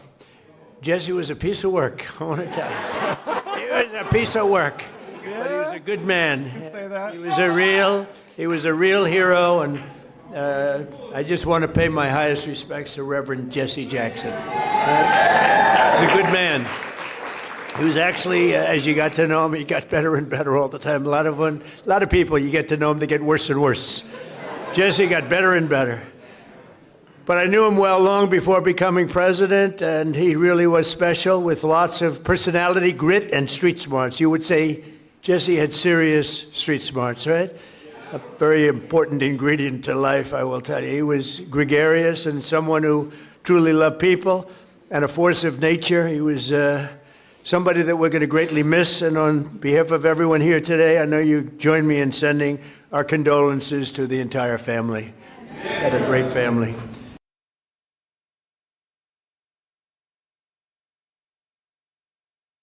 Welcome you to the White House on this very special occasion. It is indeed. I've been at every one of them, and we celebrate the 100th anniversary of Black History Month. That's a big deal. 100. Wow, that's sort of special. The 100th. That's about as like 150 is good, but 200 is better, right? 100 is better. Well, I want to thank you all and welcome you to the White House on this very special occasion. It is indeed. I've been at every... Ben Carson praising Secretary Turner. One of the reasons I was so high on Scott Turner is he was really the driving force behind the opportunity zones, which doesn't get nearly the attention that it should, but it was because President Trump realized that the best way to get things done is through public-private partnerships and have everybody with skin in the game. And it is working, as are all the other things that he's been recommending. And at some point, the mainstream media will recognize that you don't politicize everything. You open your eyes and your ears, and you look and you see what works, and you deal with that. But the best thing about Scott, he's got a lot of energy. You know, I'm an old man now. I'll be 75 on my next birthday. And I'm not like President Trump. He just goes forever. But no one else is like that. But Scott Turner, we call him the Energizer Bunny, and he is doing a fantastic job. And I want to congratulate all the people at HUD because most of them have come back and continued with what we were doing during the first Trump term, and it's fantastic. Thank you very much. Very briefly, thank you, Mr. President. We are so grateful for your leadership and for your heart for America. And Dr. Carson, who is a tremendous just leader, servant leader, and been a great mentor to me. And, you know, I never thought that I would see the day where I'm standing between the president and Dr. Ben Carson. That's pretty cool. Yeah. And so I just want to say to everyone that's here, you know, as we celebrate this special day in not only Black history, but American history, this year that we've been here, you know, under President Trump, the Lord has been so gracious to us, and he's been faithful, and the president has been a tremendous leader in his work ethic, his heart for people. And when he says America first, he really does mean America first. Yeah. And so, and to be able to stand on the shoulders of Dr. Ben Carson and for the president to trust Dr. Carson at his word is truly humbling for me. And so to stand now as the servant leader and the secretary of HUD, I'm grateful to the Lord. I'm grateful to the president and Dr. Carson. And I promise you we will continue to do good work and to make not just housing affordable and everybody achieve the American dream, but really to bring transformation. And so that those that are in our country who depend on subsidies and this, that, and the other will get off of that and live a life of self-sustainability. So God bless y'all.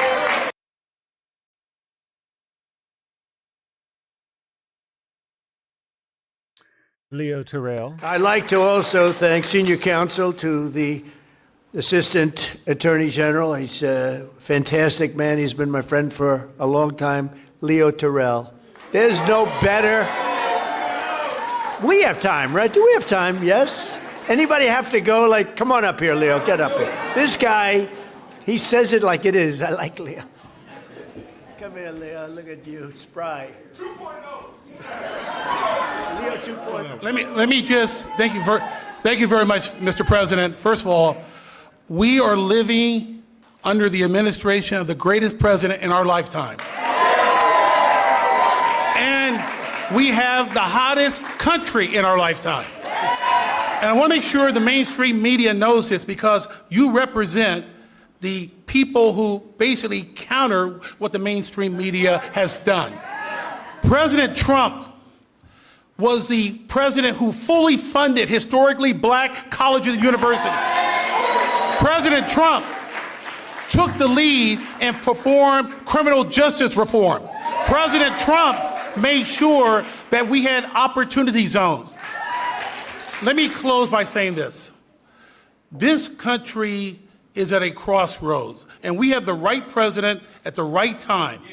And if you want school choice, like I know you do, President Trump wants it. If you want a law and order society and secure border, President Trump wants that. And more importantly, I say this because this is the greatest country on the planet. American citizens should decide American election. Vote for the SAVE Act.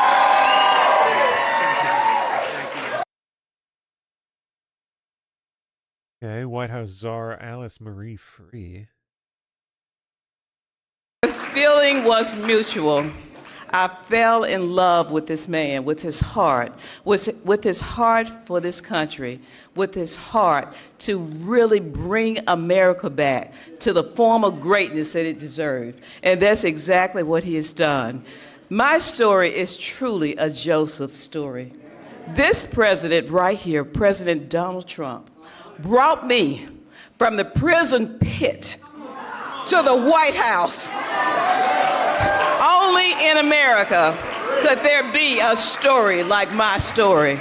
And President Trump is the only president who would have had the courage to bring someone like me, someone who received a second chance, but who knows more than someone who has sit among the captives, than someone who has been in captivity themselves.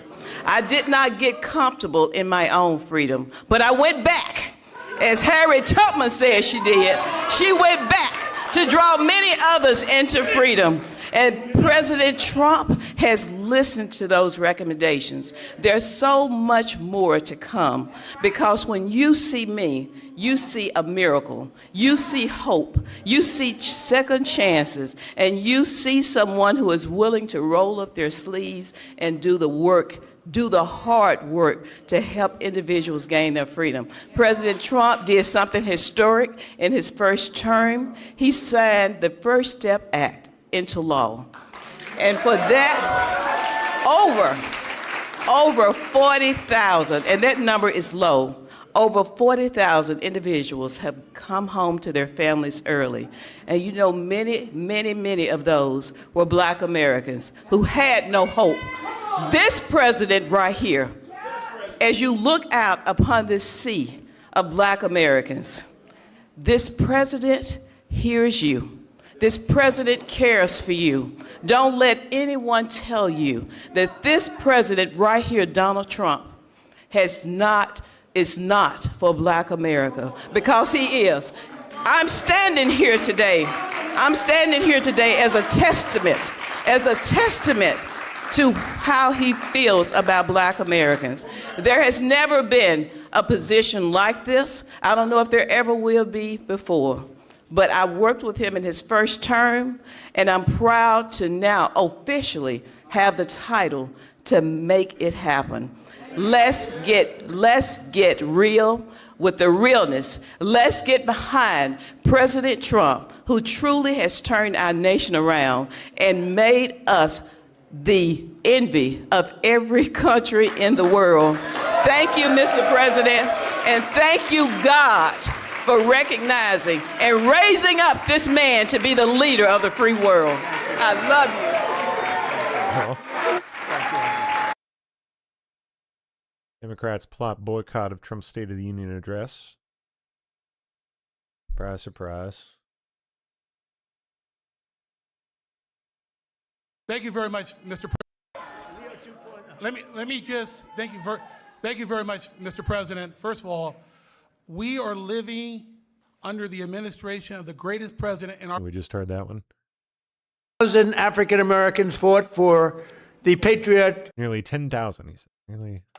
Nearly 10,000 African Americans fought for the Patriot cause in the Revolutionary War. Did you know that? 10,000, and it's actually a number, even I've heard even higher than that, helping secure our independence in every generation since, from the Buffalo Soldiers to the Tuskegee Airmen. Black Americans have stepped forward to defend the flag and to defend our country like few others, really, like few others. And you've never really been given the recognition that you should get for that. You know that, Ben? I don't think a lot of people have given the kind of recognition, but everyone knows all about the Tuskegee Airmen. They were great and amazing. The Buffalo Soldiers. Do you know the Buffalo Soldiers? Good stuff, right? From jazz to the blues. That you do get recognition for. Jazz, the blues, from rock and roll to rap. Black artists like Chuck Berry, Muddy Waters. How about Nicki Minaj? Do we love Nicki Minaj? Right? I love Nicki Minaj. She was here a couple of weeks ago. She's so beautiful. Her skin's so beautiful. I said, Nicki is so beautiful. Her nails are like that long. I said, Nicki, are they real? She said, she didn't want to get into that. But she was so beautiful and so great, and she gets it. More importantly, frankly, she gets it. But black leaders, from Frederick Douglass to Martin Luther King, right, little relative over here, have made our country freer, and really, what they've really done is made life more just.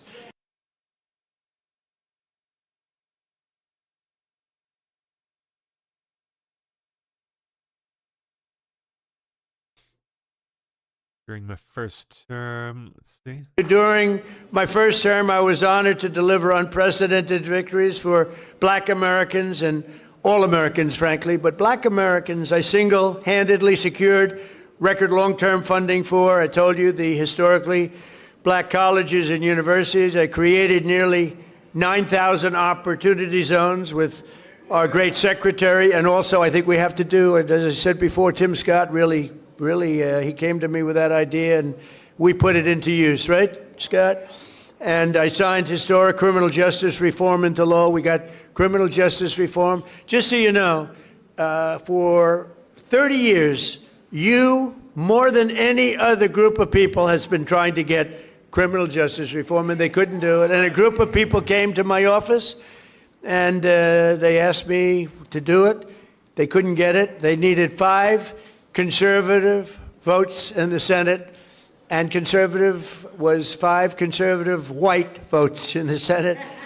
And of the 5, all 5 of them were totally against, and I called them up, and they were great. They were great. And one of them was Senator John Kennedy, to be honest with you. He was not in favor of it, and I spoke to him, and he was 100%. He's a great senator, a great guy, and you know that he was a tremendous help. So we got criminal justice reform done and approved, and nobody thought it could be done. And it's no wonder that in 2024 we won more African-American votes than any Republican presidential candidate in history. Working today than any time in history. And since I took office, African-American employment has increased by 182,000, the highest ever. Jobs. 182,000. Nearly 500,000 black Americans have rejoined the labor force since we took office. 500,000 wages for workers have increased $1,000, $2,000, even $3,000, and even sometimes, in some cases, $5,000 a year. That's faster than inflation. So wages have gone up at a much faster clip than inflation. We took over the worst inflation in the history of our country. They say 48 years or 49 years. I said that, I said inflation under Biden has went up more than at any time in the history of our country. They said, he's not right about that. It's 49 years. I said, all right, I'll accept that too. Actually, I think it sounds worse, Harmeet. I think for some reason, because when you say the worst ever, but when you say the worst in 49 years, I'll take that, right? The fake news got me on that one. I think I was right, by the way, but I'll accept 48 or 49 years.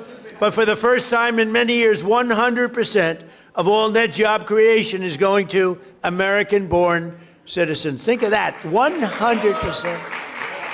And in the last administration was going mostly to illegal aliens that came in, many of them murderers and others.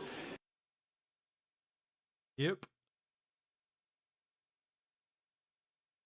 Tried anything less.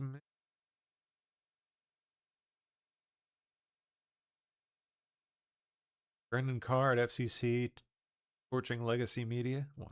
You had a Democrat candidate who understood the way that the news media works. And he took advantage of all of your sort of prior conceptions to run a hoax, apparently for the purpose of raising money and getting clicks.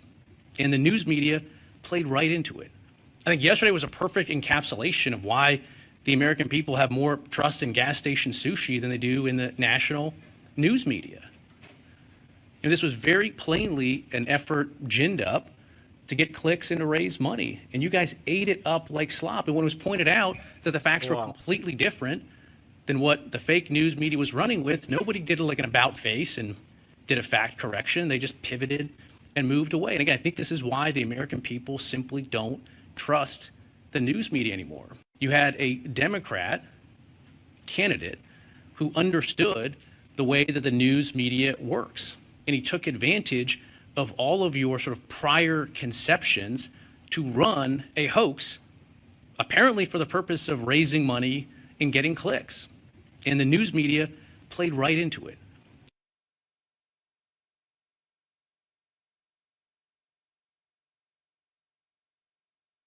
News investigated found more than 3,000 data centers are already operating nationwide. At least 1,000 more planned. Oh, yeah. It's more than that. Rob Sherrill, the I-Team and ABC News are finding that thousands of data centers are operating nationwide, with hundreds more planned, some in the Chicago area. Companies point to economic benefits, but residents are raising concerns. Yeah, I can hear that buzzing. Yeah, it's always there. When David Zala moved into this Aurora home in 2015, he knew he was by a data center. You can hear it as soon as you walk out. Fans just constant. But in recent years, the Cyrus One data center campus has expanded significantly. Right in your backyard. Here we go. Zala and his neighbor Brian Castro both say they hear cooling fans all day and night, and sometimes generators create more noise. You feel it in your bones. You can feel the vibrations. Castro says the buzzing bounces through his backyard, which looked a lot different when he moved here in 2007. This was 25 acres of nothing but forest. Neighbors say Cyrus One put up this sound recorder to monitor noise levels and erected these walls. The noise doesn't drop down and get stopped. The noise radiates from above. Cyrus One said noise issues are isolated to its Aurora location and told the I-Team it apologizes for the impact this situation has had on our neighbors in Aurora. We take responsibility and are well underway with a 3-phase engineering project. The company says additional rooftop sound walls and other noise reduction equipment are on schedule for completion, and we anticipate continued improvement in sound levels. The City of Aurora says these steps should help. There's also a concern over the rising cost of electric bills. Probably 50% higher than they've been in years past. Cyrus One says it understands that higher energy bills are a concern, and it pays for all electricity we consume at rates established through Illinois' regulatory framework, and that it takes steps with utilities to protect households from cost volatility and moderate costs over time. So a data center could be using the same amount of power as a city? Some of them use massive amounts of electricity. Illinois watchdog group Citizens Utility Board says the cost of improving the infrastructure for data centers can get passed on to consumers. You have to build infrastructure and then it takes decades to pay it off. What if the data centers don't show up, or what if they're only there for a short period of time? Then they're not going to be able to pay that off, and the rest of the customers are left holding the bag. ABC 7 has also been covering public meetings over proposed data. Yes. Yes.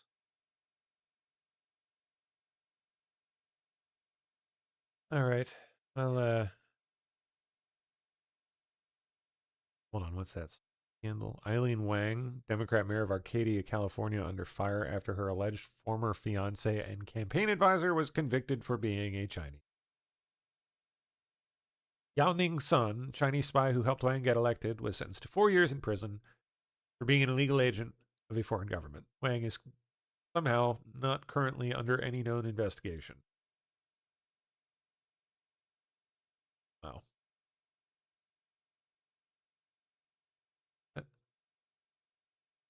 Grandson of Reese's peanut butter cup inventor, Hershey of quietly replacing ingredients.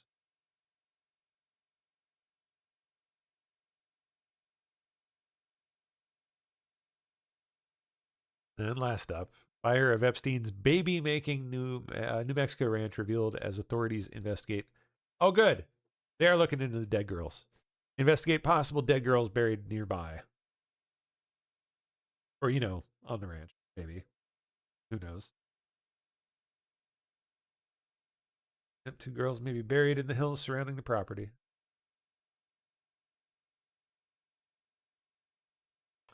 Will he let people investigate or what? No.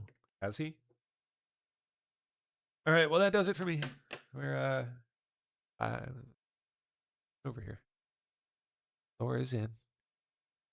How you doing? I'm here. What's up? I'm good. How are you? I'm doing pretty good. Whoa. Yeah, I am too. Well, you fake it till you make it. That's the Yeah, phrase. yeah. I'll go with. I'll take that, Fake it till you make it. Yep. It's gonna be one of them nights. Oh boy. Fun. Yeah, well, I'm just telling you, dude. Well, all the Epstein stuff comes back up, and It's a drag. it sparks off the whole reason why I got into this with you. Was the kid stuff, but the kid stuff, not everybody wants to hear, but that's the whole reason why I got involved. And so, but I understand also it takes certain people can't listen to it or don't want to hear about it. I get it, but for me, it's like giving a voice to the voiceless kind of thing. These kids can't speak up for themselves, and I've learned so much over these last 8 years digging into this. I thought that I knew, and I didn't know anything. So crazy part is digging up stuff we researched 7-8 years ago. Right. That everybody else are now doing YouTube videos about. Now it's just becoming a big thing. And not getting demonetized and not losing their channels and not being mocked and laughed at and called crazy people, Meanwhile, we're stuck in the dust still. Yeah. Lost our monetization, lost a lot, dude. Like how many different social platforms we had to build just to try and stay alive. This channel relegated to the dark corners of the internet to try and stay alive. We know. Indeed. Kicked off Twitch, kicked off YouTube. It is what it is, man. But hey, always be the tip of the spear. Sometimes is not the funnest place to be. Yeah, I know. Well, All right, man. We'll get off here. Have some fun. I'm gonna depress everybody. Cool. Have a good show. All right. Thanks, son.